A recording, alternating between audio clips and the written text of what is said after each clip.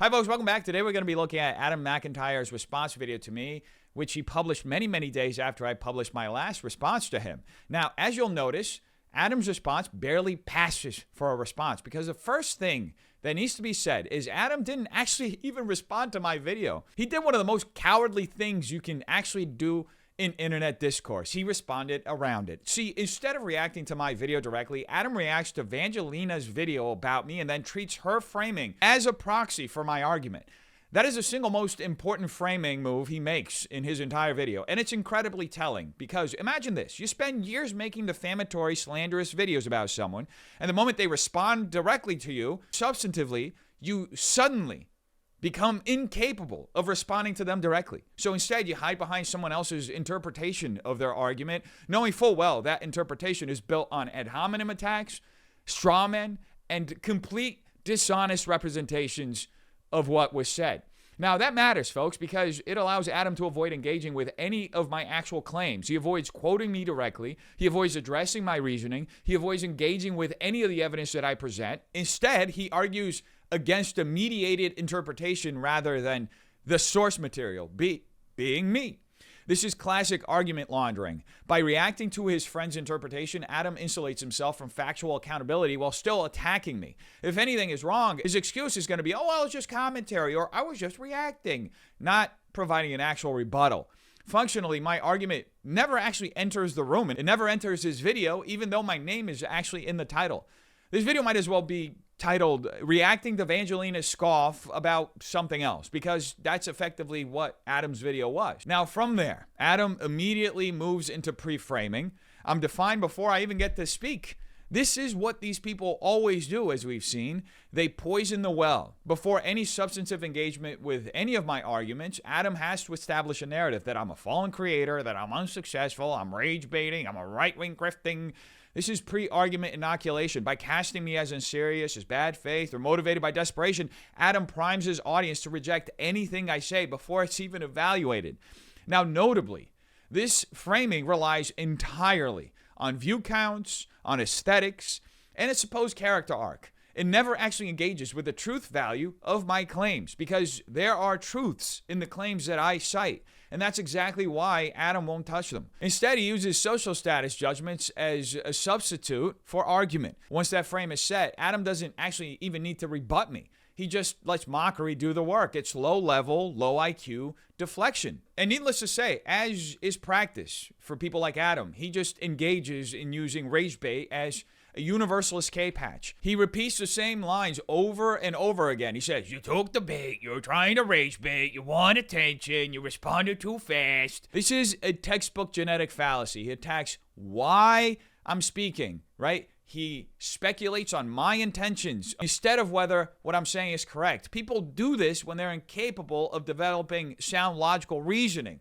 It's a crutch. And even if, look, I'll give him this, even if every motive attribution he makes were true, it would still do nothing to invalidate the data I presented, the per capita logic I've been discussing in nearly every single one of these videos. My criticism of how the gay community insulates predators to protect itself, or my claim about the refusal to engage with these uncomfortable patterns. Calling something rage bait is not an actual rebuttal. It's a way to avoid addressing the argument entirely.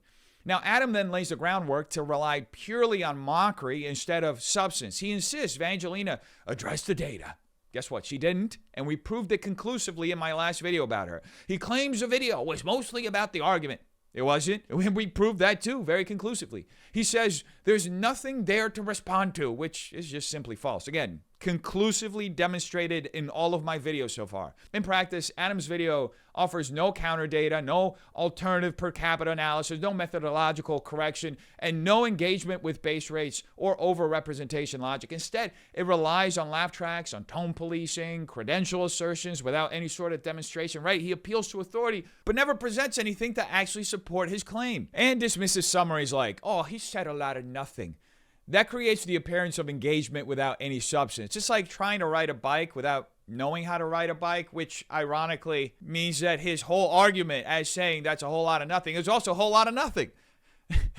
Anyway, then we get one of the most arrogant fallacies on display. See, Adam refuses to debate, and he frames that as a form of moral superiority. He repeatedly says he doesn't want a back and forth.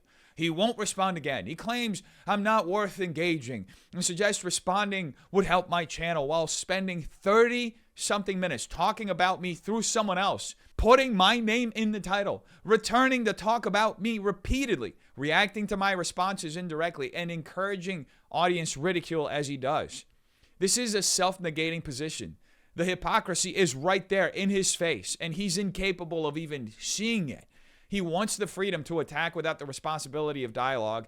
That's debate avoidance disguised as restraint. In plain terms, he's scared. Now, as many other creators like him, Adam also relies on non-falsifiable positioning.